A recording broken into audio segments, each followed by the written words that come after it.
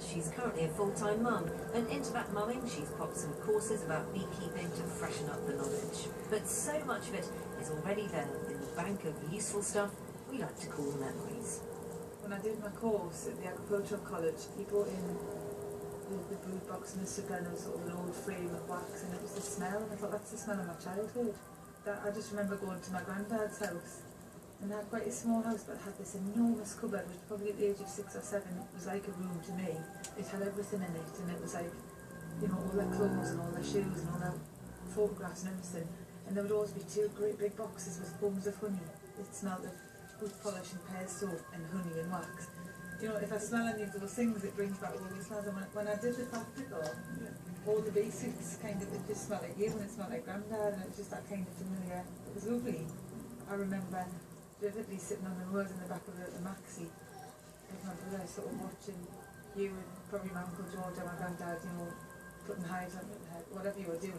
We didn't know what you were doing, we were too little, and probably just sitting with our noses pressed against the glass, watching these men in look like spaceships moving boxes. It's funny, that's some of the earliest memories going to hell was for me, because we just did after the war, when I think there was one beekeeper for a car, because everybody took the bees to the heather in those days.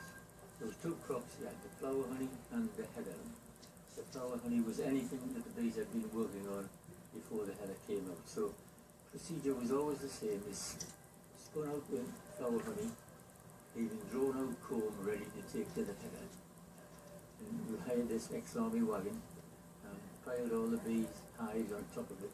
Some men on top of the beehives and others crammed into the car. Off we went to Edinburgh, put the bees on the heather. So that was one of my earliest memories, I think.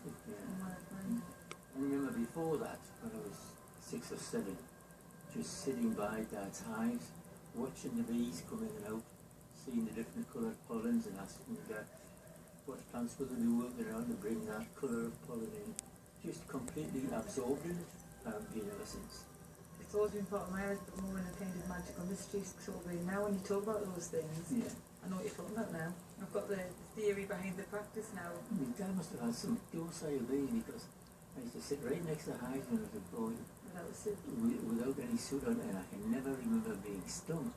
You know, I think if I had been stung, I would certainly have remembered it. And so, probably wouldn't have pursued it as a hobby.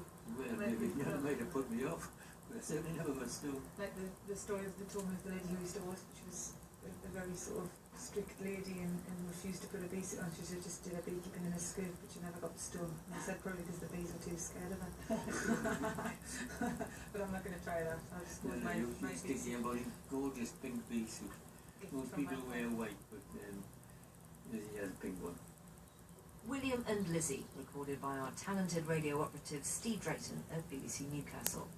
Which all brings us to our final conversation, which contains a world first for the Listening Project. It's between